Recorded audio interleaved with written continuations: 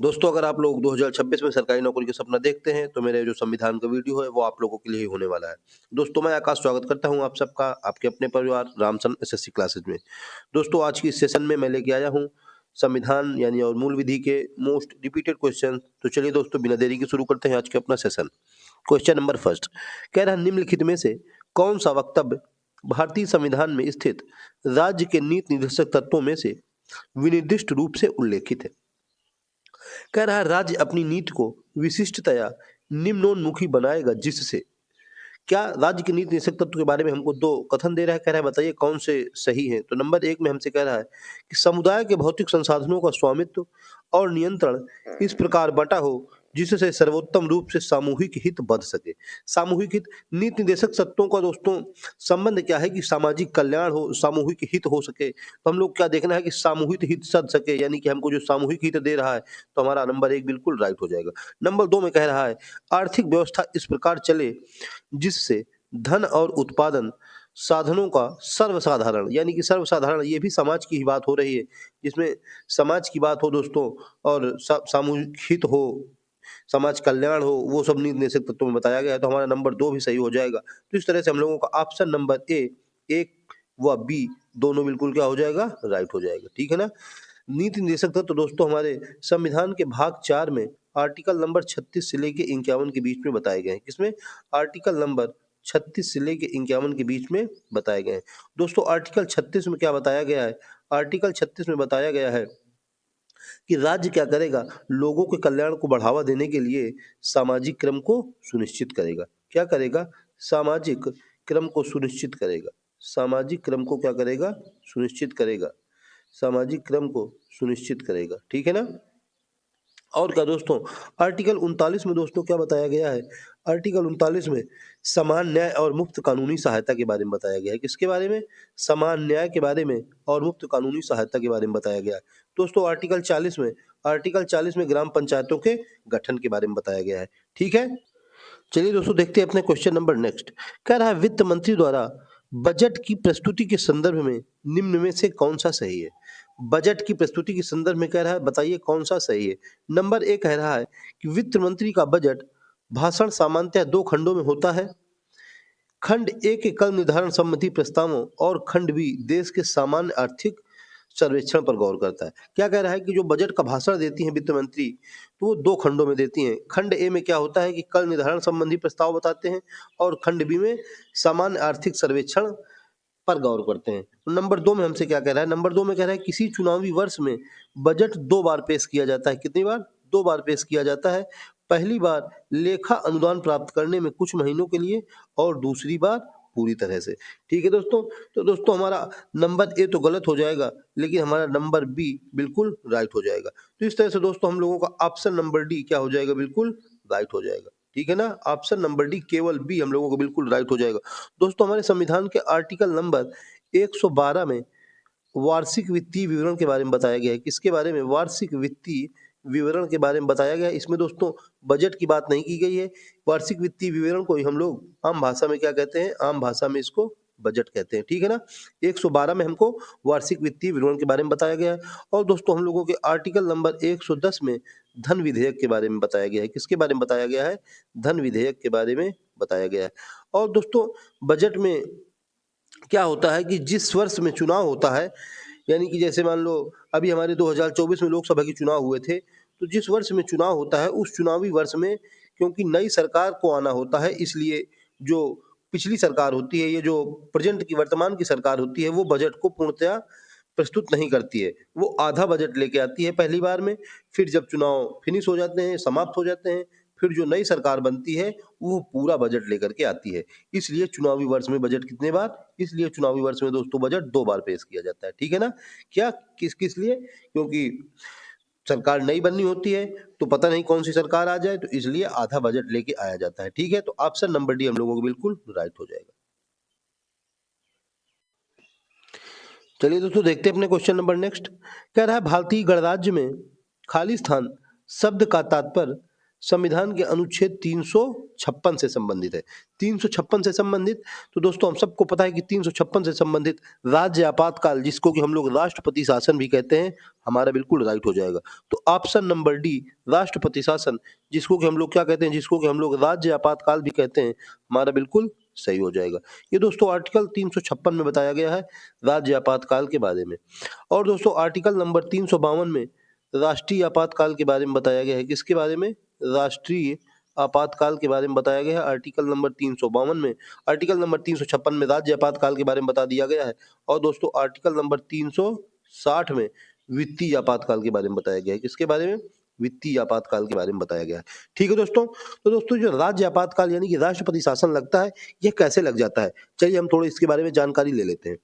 तो जब दोस्तों राज्यपाल राष्ट्रपति को रिपोर्ट देता है, क्या रिपोर्ट देता है कि जो राज्य सरकार है वो अपने मतलब अपने राज्य को, ये राज्य मतलब राज्य सरकार है वो संविधान के अनुसार अपने शासन को नहीं चला रही है, तब राष्ट्रपति क्या करता है कि 6 महीने के लिए, कितने, 6 माह के लिए राष्ट्रपति शासन लागू कर देता है, जिसको कि दोस्तों बढ़ा करके 3 वर्ष तक किया जा सकता है। कितने तक?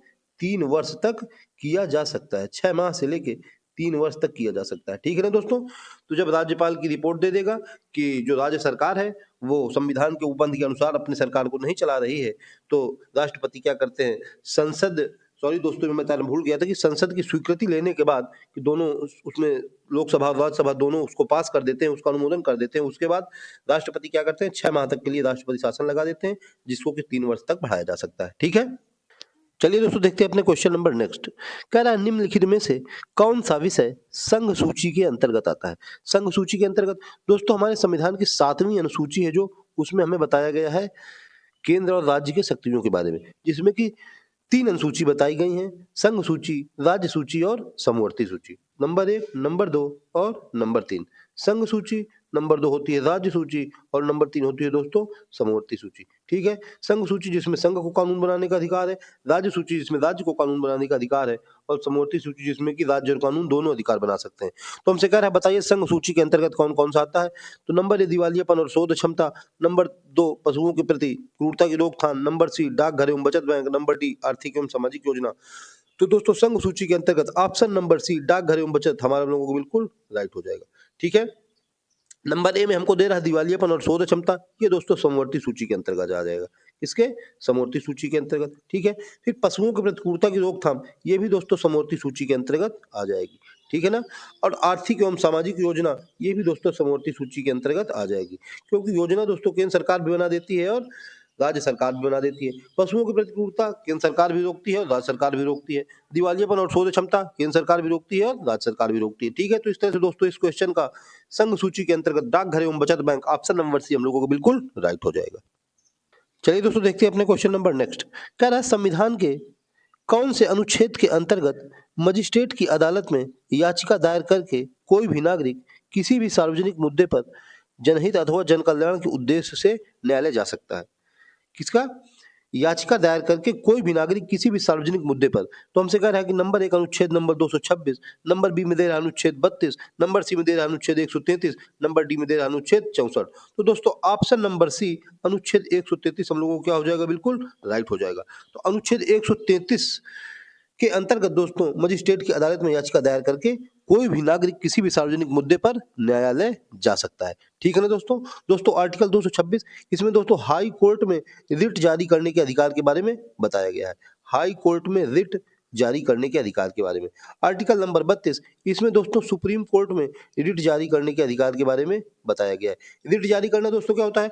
रिट जारी करना जब हमारे या आपके सबके मौलिक अधिकार, ये जो हमारे मूल अधिकार है, उनका हनन होने लगे, तो हम लोग दोस्तों डायरेक्टली 226 के माध्यम से हाई कोर्ट में और अनुच्छेद 32 के माध्यम से सुप्रीम कोर्ट में जा।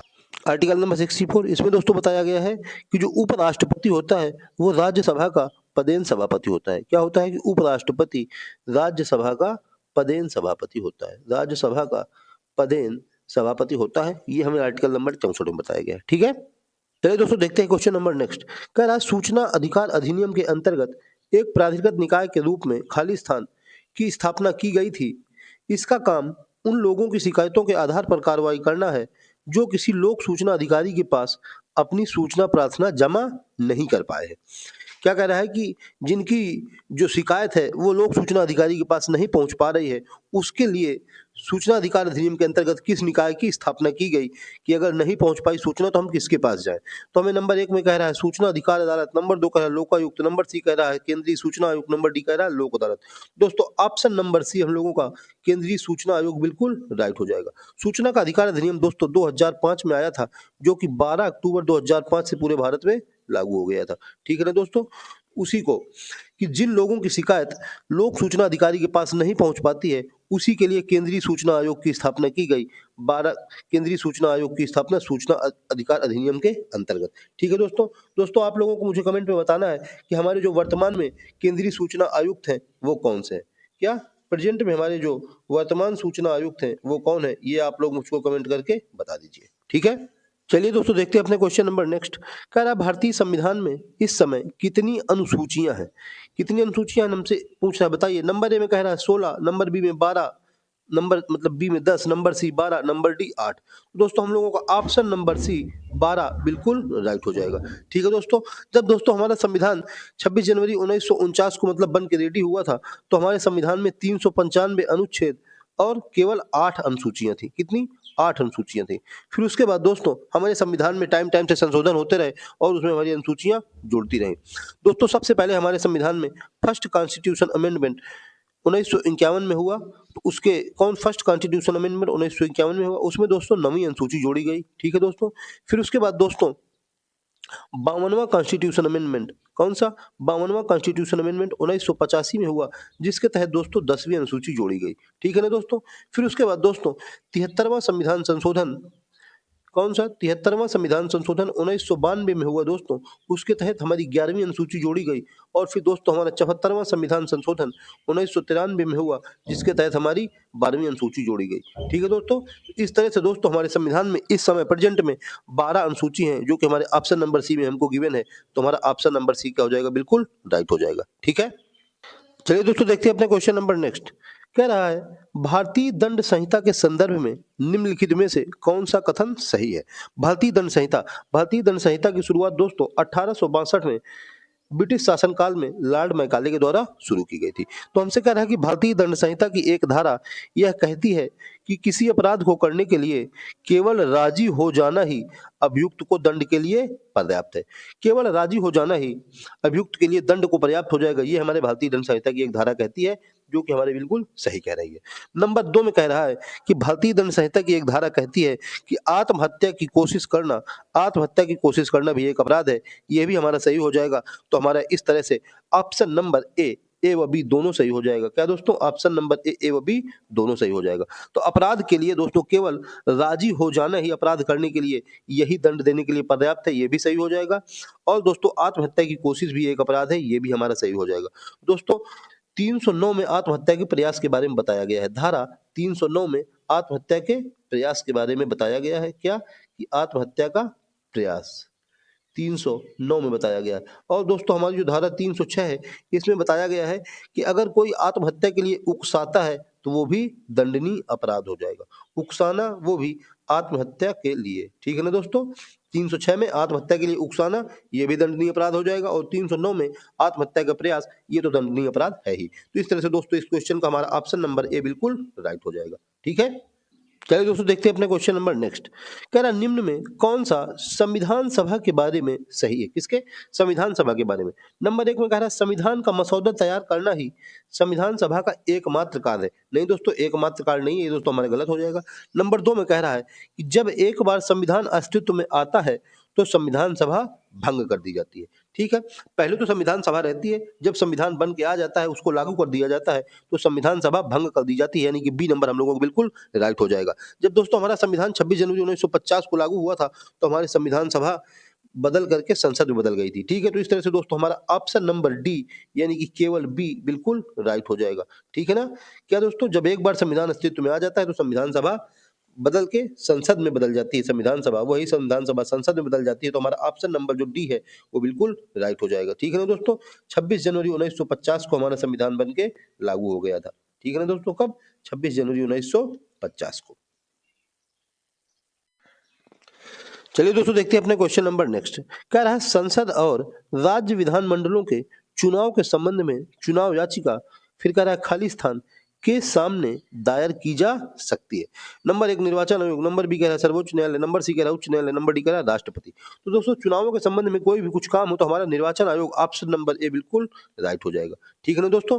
निर्वाचन आयोग की स्थापना दोस्तों 26 जनवरी 1950 को हुई थी। कब हुई थी? 26 जनवरी 1950 को। आर्टिकल नंबर दोस्तों 324 से लेके 329 के बारे में 329 में निर्वाचन आयोग के बारे में बताया गया है। किसके?